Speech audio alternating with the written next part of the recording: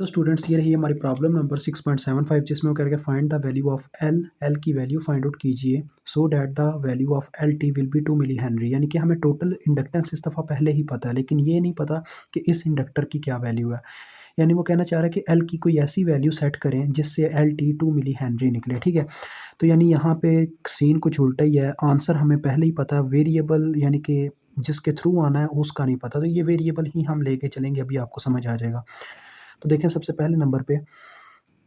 ये जो बच्चों आपको दो इंडक्टर नज़र आ रहे हैं, इन दोनों के दरमियान अपर टर्मिनल यहाँ पे वायर का कॉमन हो रहा है, ये देखें इसका और लोअर टर्मिनल ये दोनों आपस में यहाँ पे कॉमन कर रहे हैं। और आपको पता है इंडक्टर्स के दरमियान या कोई भी आपके पास कंपोनेंट इलेक्ट्रिकल, उनके दरमियान जब अपर और लोअर टर्मिनल कॉमन होता है तो वो आपस में पैरेलल में होते हैं। तो ये दोनों पैरेलल में हुए, इन दोनों का पैरेलल हम L1 के नाम से निकाल लेते हैं। ठीक है जी,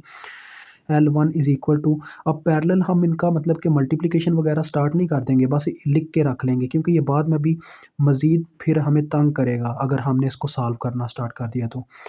L पैरेलल विद 4 मिली, ठीक है, बस इतना लिख के रख लें। अब ये एक इंडक्टर में हमने कन्वर्ट कर दिया, यहाँ पे एक इंडक्टर लग गया, ठीक है, 2 की बजाय एक इंडक्टर हमने लगा दिया L1 सॉरी। और यहाँ पे ये देखें ये जो दो इंडक्टर हैं ये आपस में सीरीज़ में है क्योंकि इन दोनों के दरमियान वायर का सिर्फ एक टर्मिनल कॉमन है, तो ये दोनों सीरीज़ में, इन दोनों को उतार के हम एक इंडक्टर लगा लेंगे, इन दोनों का सीरीज़ कॉम्बिनेशन निकालेंगे। तो सीरीज़ में आपको पता है इंडक्टर की वैल्यूज़ जमा हो जाती हैं, तो ये तो जमा कर लेंगे हम क्योंकि ये तो सिंपल है। मतलब कि जो वेरिएबल्स ऐसे हैं ना जो मतलब कि हम सॉल्व नहीं कर सकते, उनको भी ऐसे लिखेंगे, लास्ट स्टेप में जाके वो थोड़ा हमारा काम आसान कर देंगे। ये देखें ये हो जाएगा 3 मिली हेनरी, ठीक है। अब देखो बच्चों होगा क्या, इन दोनों को उतार के जब मैं एक इंडक्टर लगाऊंगा ऐसे ऊपर 3 मिली हेनरी का ऐसे, ठीक है, क्योंकि मैं आगे जाके एक ही शेप बनाना चाहता हूँ, मैं नहीं चाहता ज़्यादा शेप्स बने। और नीचे ये 6 मिली हेनरी का इंडक्टर लगा होगा ऐसे, चलें शेप ही बन जाएगी अब सारी, तकरीबन मेरे ख्याल में शेप ही बन जाएगी। अब ये देखें आपने किया क्या है, इन दोनों की जगह एक इंडक्टर लगा दिया, ये जो ऊपर L2 3 मिली हेनरी, ठीक है, L2, और ये मैं बस जस्ट इसके साथ ना ये ऐसे मेंशन कर देता हूँ। और ये आपका 6 मिली हेनरी का लगा हुआ था यहाँ पे, ठीक है, और इन दोनों का आपने एक इंडक्टर में कन्वर्जन कर दिया, यानी इन दोनों का आपने इक्विवेलेंस निकाल लिया जो कि L1 के नाम से रखा हुआ है आपने, और एक पहले ही यहाँ पे इंडक्टर लगा हुआ था।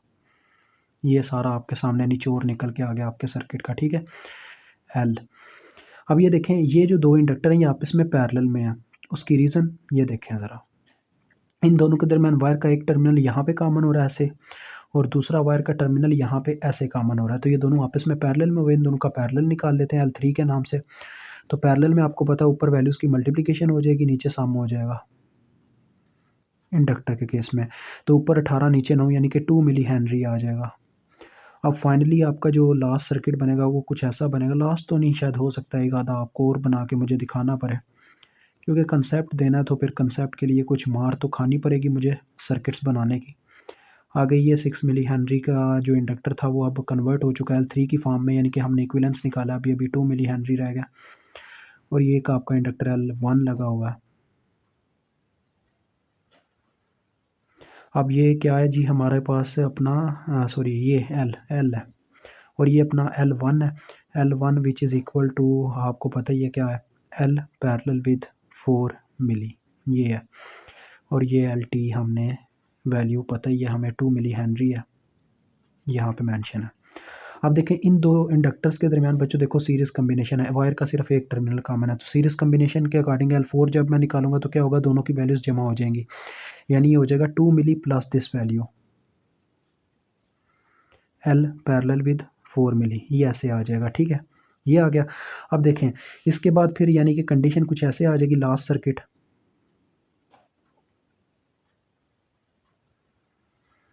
ये ऐसे एक इंडक्टर आ जाएगा बस जिसका नाम है L4, और ये आपका L, और ये आपका LT। अब देखें LT फाइंड आउट होने जा रही है, तो LT तो हमें पहले ही पता है लेकिन उससे एक हेल्प मिलेगी, ये देखें LT बराबर है असल में इन दोनों के पैरेलल कम्बिनेशन के, क्योंकि वायर का एक टर्मिनल ये दोनों आपस में यहाँ पे कॉमन करते हैं और एक टर्मिनल यहाँ पे, तो ये दोनों पैरेलल में हुए, लिहाजा हम इन दोनों का पैरेलल निकालेंगे और वो LT के बराबर होगा, तो ये आ जाएगा LT is equal to L4 parallel with L, यानी L पैरेलल विद L4, तो L4 की मैं वैल्यू पुट कर देता हूँ, parallel with L4 2 milli plus L parallel with 4 milli, ठीक है, ये ऐसे आ गया। और ये अब देखो बच्चों एल टी की वैल्यू यहाँ पे पुट होगी 2 मिली विच इज़ इक्वल टू, अब आपको पता है पैरेलल में होता क्या है, ऊपर वैल्यूज़ की मल्टीप्लिकेशन नीचे सम हो जाता है, तो पहले मैं इस एल का पैरेलल इसके साथ निकालता हूँ, ये इस वैल्यू के साथ, तो देखिए क्या होगा, ऊपर आ जाएगा L into 2 milli plus L parallel with 4 milli, ये ऐसे आ जाएगा, ठीक है। और बटे में आपको पता है बटे में वैल्यूज़ का सम हो जाता है, यानी कि बटे में आ जाएगा एल प्लस, यार मैं कोई मिस्टेक तो नहीं कर रहा, मिस्टेक तो नहीं है, यानी कि प्रोसीजर लंबा ही कर रहा हूँगा ज़्यादा से ज़्यादा, तो बटे में आ जाएगा एल प्लस 2 मिली प्लस, नहीं कोई कोई गलती नहीं हो रही बच्चों, ठीक जा रहा हूँ ठीक जा रहा हूँ, मुझे लग रहा था शायद कोई मिस्टेक कर गया मैं, लेकिन नहीं कोई मिस्टेक नहीं हुई। अब देखें होगा क्या, सिंपल सी बात है, ये नीचे वाली टर्म सारी की सारी दूसरी जानिब जाके मल्टीप्लाई हो जाएगी, ठीक है, यानी कि ये दूसरी जानिब जाके, यानी नीचे डिवाइड हो रहा है उधर जाके मल्टीप्लाई हो जाएगा, तो हमारे पास आ जाएगा देखें 2 milli into L plus 2 milli plus L parallel with 4 milli, ठीक है, ये चीज़ आ गई। और इस तरफ आप देख सकते हैं क्या बन रहा है, आपके पास आ रहा है एल, यानी कि एल अंदर मल्टीप्लाई करवाऊँ तो यहाँ अभी ऐसे ही लिख दूँ तो 2 milli plus L parallel with 4 milli, ये चीज़ आ गई, ठीक है। आप देखें ये हमारे पास आ रहा है 2 milli L 2 milli L plus 2 मिली आपस में ज़रब खाएंगे तो 2 माइक्रो बन जाएगा, ठीक है, सॉरी मिली मिली माइक्रो ही होता है ना, हाँ माइक्रो ही होता है, तो ये माइक्रो बन जाएगा, प्लस यहाँ पे आ जाएगा 2 milli into L parallel with 4 milli, ठीक है, ये चीज़ बन जाएगी। और दूसरी तरफ देखो तो एल मल्टीप्लाई हो रहा है, तो ये आ गया 2 milli L plus L into L parallel with 4 milli, ये चीज़ आ गई, ठीक है, ये अब हमारे पास आ रहा है। अब देखा जाए तो ये 2 मिली और ये 2 मिली ये आपस में बच्चों कैंसिल आउट हो जाएंगे, ये देखें 2 मिली उधर जाके माइनस होगा, ठीक है,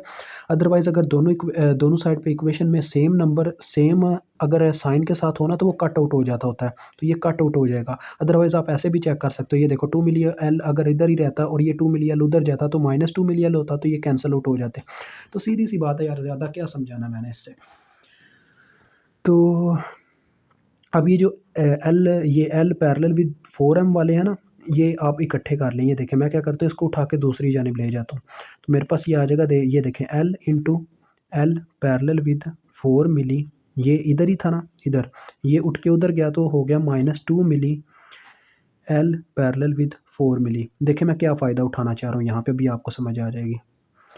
अभी मैं ये फ़ायदा उठाऊँगा, मैं इसमें से एल पैरेलल विद 4 मिली को कॉमन ले लेता हूँ, और ये जो एल -2 मिली आपको नज़र आ रहा है कि वो पैरेलल, यानी ये कॉमन लेने से मेरे पास क्या आ जाएगा, अंदर अंदर आ जाएगा एल -2 मिली, वो तो उसके बटे में चला जाएगा, तो यहाँ पे तो ये पूरा ही नहीं हो रहा, तो एक मिनट रुक जाएं, अब ये बाकी की कैलकुलेशन हम यहाँ पे करेंगे, ठीक है जी। तो देखें एल पैरेलल विद 4m इधर ही रह गया और ये दूसरी साइड पे चला गया, यानी कि 2 माइक्रो के बटे में चला गया एल -2m। अब इसको हम सॉल्व करते हैं इस पार्ट को, तो पैरेलल कैसे दिया जाएगा, ऊपर मल्टीप्लिकेशन यानी कि ऊपर आ जाएगा एल मल्टीप्लाई विद 4m और बटे में आ जाएगा